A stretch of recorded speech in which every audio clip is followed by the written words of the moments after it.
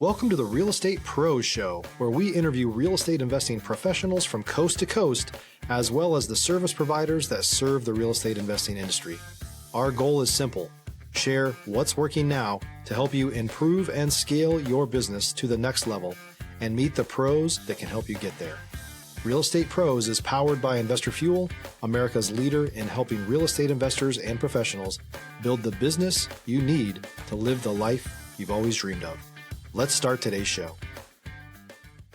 Property insurance for real estate investors doesn't have to be difficult, but it does need to be there to protect you when you need it. MyInvestorInsurance.com not only provides insurance at 15 to 30% cheaper than traditional agencies, it's built specifically for real estate investors like you. You can set up an account in about 2 minutes, get quotes on properties, turn on and turn off insurance for your fix and flip or rental properties in around 2 minutes without having to talk to anyone directly, all through our portal. There's no better way or faster way to make sure you've got the coverage you need to protect you, and no more lengthy policies either.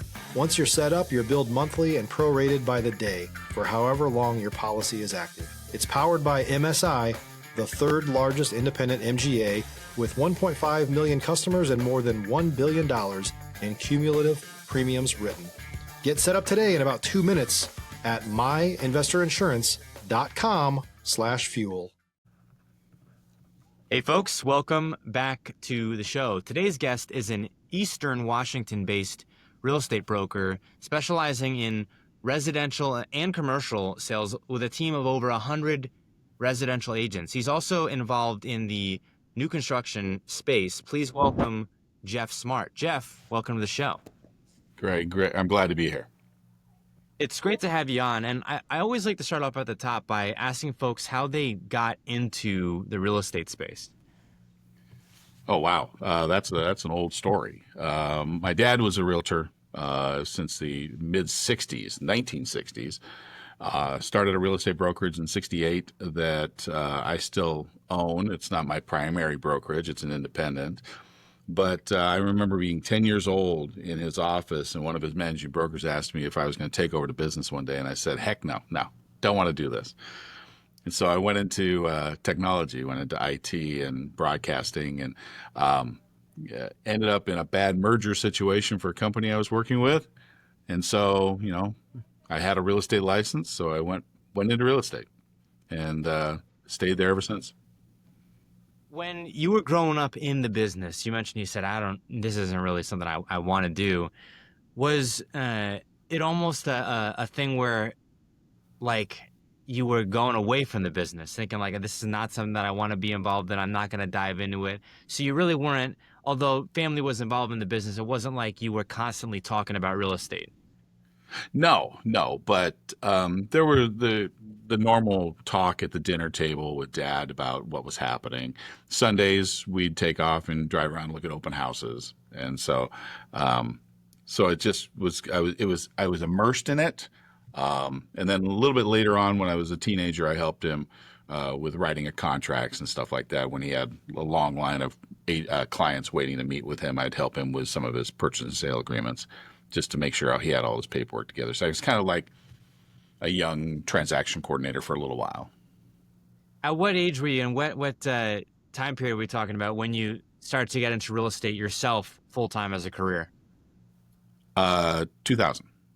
2000, okay. So you were in really at a time where it was probably great to be in real estate, right? 2000, really up till the crash, it was a great time, right? Yeah. It was in our area. It was kind of an even market throughout that time, and then when 2008 hit us in the face like a baseball bat, it made those of us that had been in a while, kind of hunker down and really work a lot harder. And so yeah, it was nice to be in before that. I almost pity those agents that jumped in during that. It's difficult. I mean, I'd spoken with so many people, specifically on the lending side, who talk about how everyone was making money in the lending side pre-crash, right? Pre-2007, 2008. And then you just saw a massive drop-off because everybody who had the money, who might have been spending it, now they have to get creative in order to get deals done. And no one was lending, right? So I've spoken with lots of investors during that time frame, and then who say really you had private money beforehand, that private money always existed, but then you had a great proliferation in private money, which was driven by this kind of crisis where people weren't able to get any type of construction loan. So what else were they going to do to fund big commercial projects? Stop living on an island and join the #1 mastermind in America for professional real estate investors. Investor Fuel is a community of hundreds of the nation's top investors working together to build stronger businesses and better lives. In addition to the amazing community of real estate investors acting as a board of advisors for one another, Investor Fuel members have access to 100% funding on purchase and repairs for our members only, a health insurance program, and benefits and discounts that more than pays for the membership of most of our members, meaning it's actually costing you money to not be a member of Investor Fuel. If you're looking to scale your business and build a business that allows you to live the life of your dreams, please visit investorfuel.com today and book a call with our team.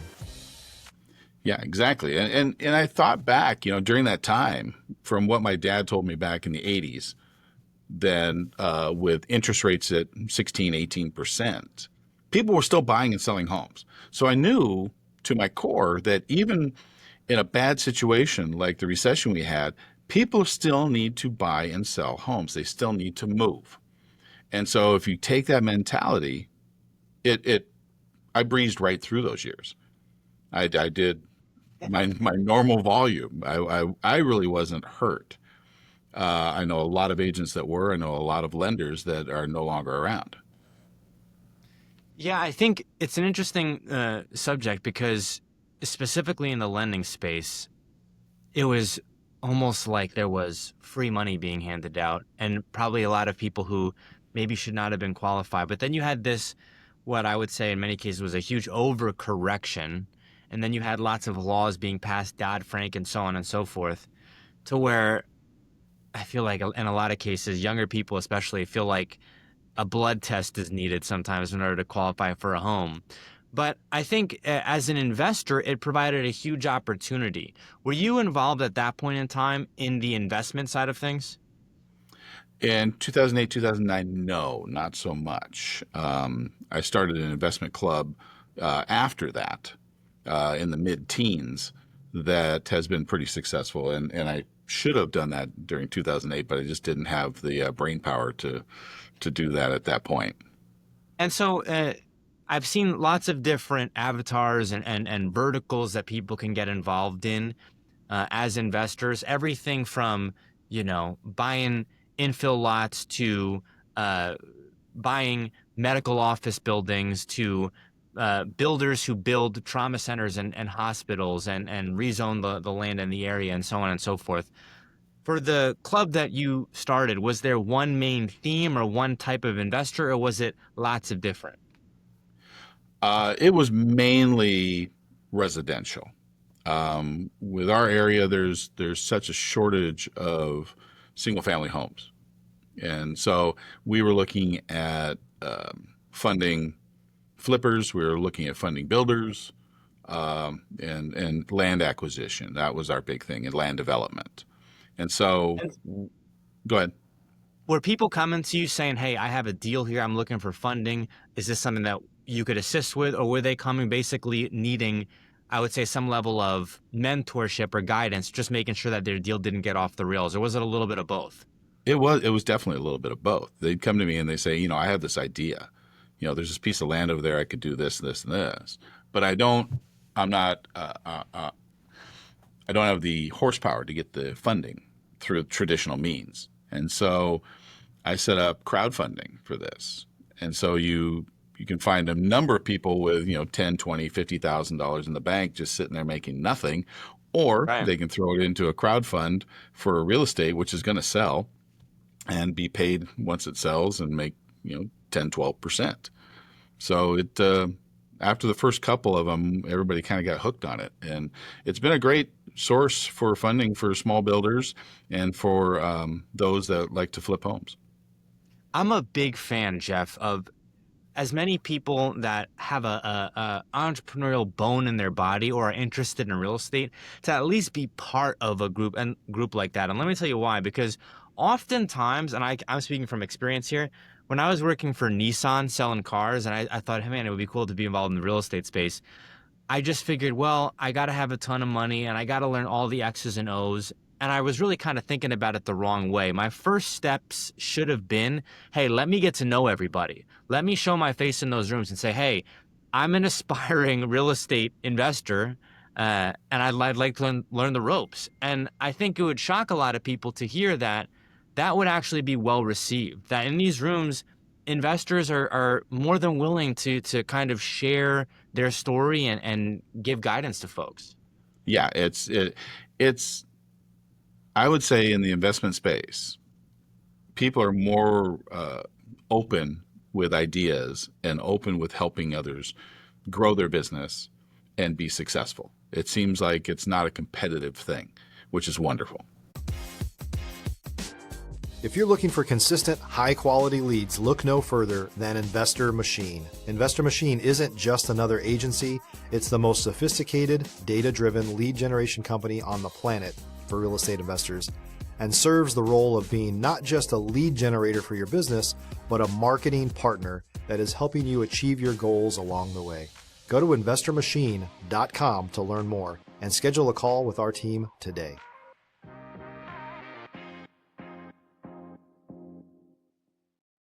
Yeah, I mean, I think I was speaking with actually a young man the other day who found me through Facebook, and he was asking me about wholesale and what do I do. He was a college student. He's also an athlete. And he was saying, well, yeah, money. I don't know how I'm going to develop the nest egg for this. And my thinking was, because I had just spoke with my broker about compliance as a real estate agent wholesaling, I was like, look, there's actually a lot of things that you may encounter, but just start meeting people. Like just like you reached out to me, but get as much face time as you can, because that's really how I've found deals happen, is through relationships, right? It's a matter of, hey, someone's got maybe the resources, but they don't have the time, or vice versa, or someone has that kind of niche knowledge, like, hey, I want to get into storage facilities, but I don't know how that works. I don't know how these land plays work. I don't know any builders that might help be able to do that type of a deal. And it's kind of putting the pieces of the puzzle together. I want to pivot a bit here though, Jeff, and ask you about running a large team. So 100 residential agents. That's quite a large team. How did that transpire? Was it a focused goal to scale to that size of a team? It was not a focused goal to get to that level. It organically happened. The brokerage that I opened up it's 100% brokerage. So there's a small transaction fee that the brokerage keeps. The rest of it goes to the agent. So agents are coming out of traditional brokerages where there's broker splits of 70, 60, 50-50 splits. And They realize that they're doing well on their own, and their brokerage is not really helping them build their business. And so they can come over and give themselves a raise of 30, 40, 50% and be very happy. They come over to this brokerage, they're extremely happy, and they stay. I want to ask you about new agents. I'm a new agent myself, right? I got licensed in April. I'm in Texas, so I think we like to maybe somewhat, we're probably very biased. We think we have the most attractive real estate in the country, although there's lots of people probably in Eastern Washington who would dispute that. Definitely Florida. A lot of folks in Florida I've had on the show.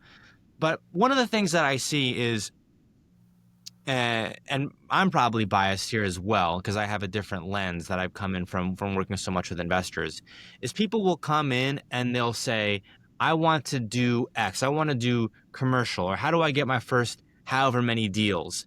And they'll try to approach it again from a very logistical standpoint, or, hey, I got to find the right broker. And I think all of those things are helpful. But what's been successful for me, again, has been identifying which niche I want to be in, which is working with investors. And then how do I get in front of as many investors as possible? And then what do I do to stay in front of those people? So that's been what's worked for me. But I'm curious to get your perspective. For agents who are just starting out, what kind of general advice is helpful? I tell every brand new agent to do the same thing. And actually taught classes on this. I call it my 2 hours to success. So a brand new agent has got to spend 2 hours a day, at least 5 days a week, concentrated on their business, whether that is making phone calls, emailing, social media posts, doing open houses, going to open houses, going and meeting with lenders and others. But you've got to have this concerted effort of 100% attention for 2 hours a day for at least 5 days a week. It will explode past that, but that's how you got to start. And you got to keep yourself busy for that time. So not sitting in your living room, go to your office, get away from the house, go to Starbucks or any other coffee shop you want to go to and send emails and make phone calls.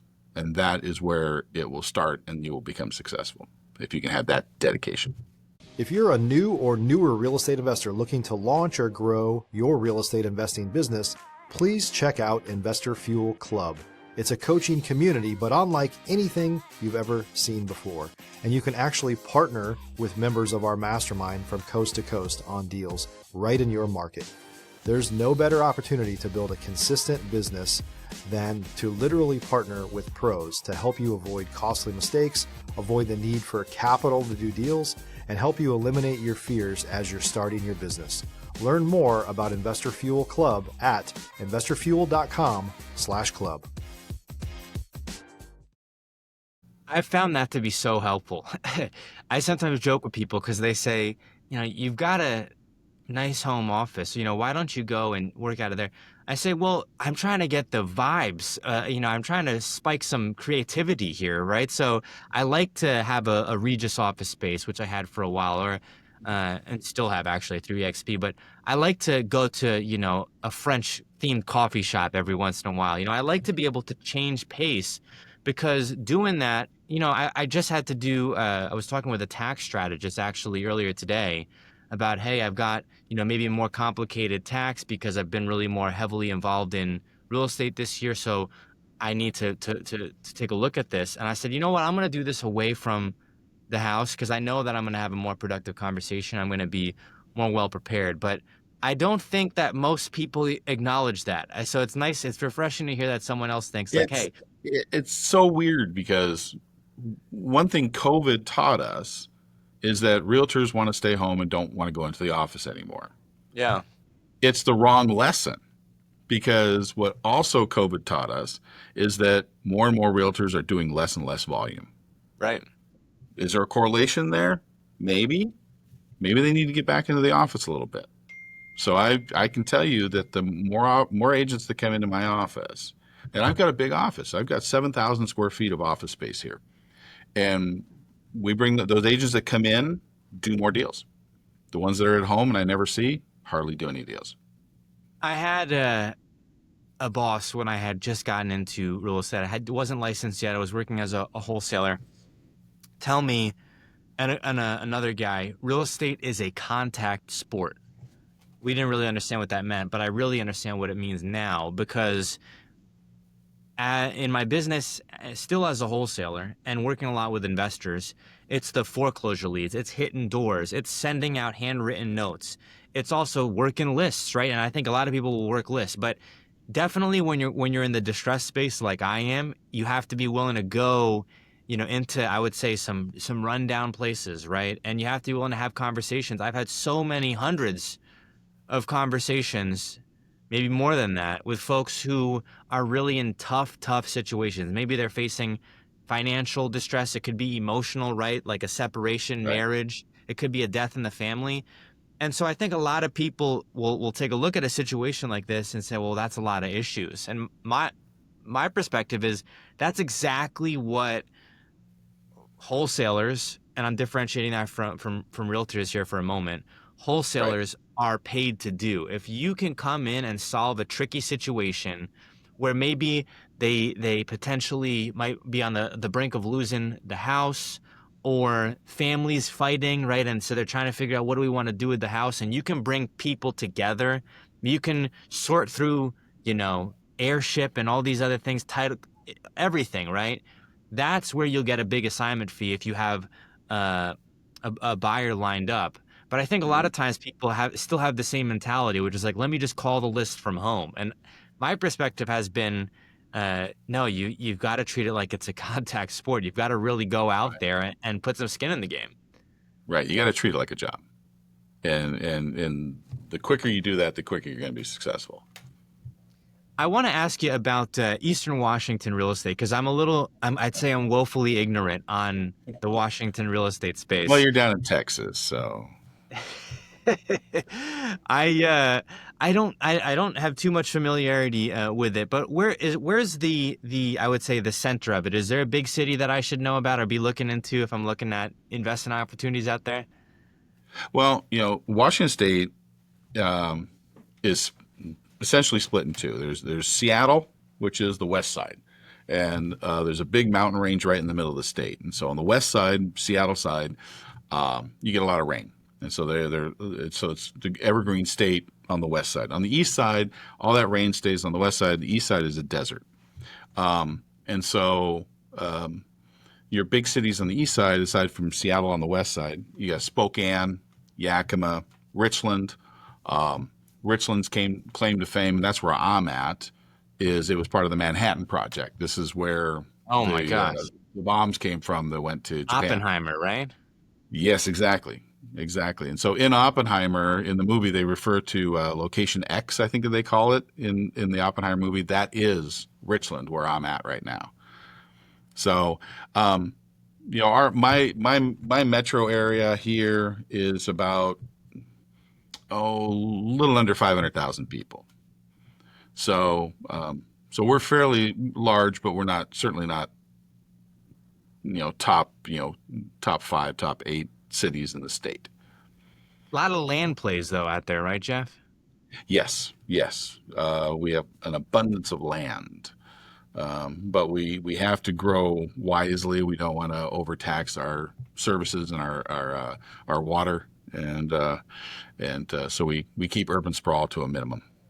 The land plays are particularly interesting for me because I'm in Texas, right? So we've got so much land, but also I think there's a real opportunity there for folks who are involved in real estate, involved in ground up construction to put heads together and maybe solve on a regional level the housing crisis, whether it's alternative housing, whether it's stick-built off-site modular homes, which I've seen, but also just more affordable housing in general, I think is possible, specifically in these areas where land is abundant. So I'm hopeful and cautiously optimistic about what that holds. Yeah, I mean, the National Association of Realtors, their first line is underneath all is the land. So land is what controls everything. So if your land price is high, your home price is high. So we have to get affordable land in order to make affordable homes, because a 2x4 is a 2x4 cost at one store versus the other store. Negligible change. Land price is what really affects the price of a home. And so if we can get more land, more affordable land available to build on, then, it solves an affordable home crisis. Jeff, we are coming up on time here. Where can folks go if they'd maybe like to learn more about the business, or if they're maybe looking at Eastern Washington as an area they like to explore, or how can folks get in contact with you? Well, it's pretty simple. JeffSmartHomes.com. It's not that hard to remember. And so you can contact me through that website. You can check you can do searches for houses throughout Eastern Washington, and for land as well. But if anybody wants to get in touch with me, all my contact information is there at JeffSmartHomes.com.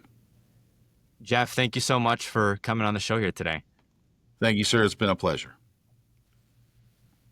Thanks for joining us for today's Real Estate Pros Show. You can learn more about the amazing benefits of the Investor Fuel Mastermind community, including surrounding yourself with hundreds of other rock stars, 100% financing for your deals, and members-only discounts from vendors you're likely already using that, as a member of Investor Fuel, will save you more than the cost of your membership. Visit investorfuel.com to learn more. If you're interested in joining us as a guest of this show, please visit investorfuel.com/pros to apply. You can also check the show notes for access to free resources, how to get access to world-class lead generation, and much more. Don't forget to subscribe so you never miss another episode. Have a great day. We'll see you on the next show.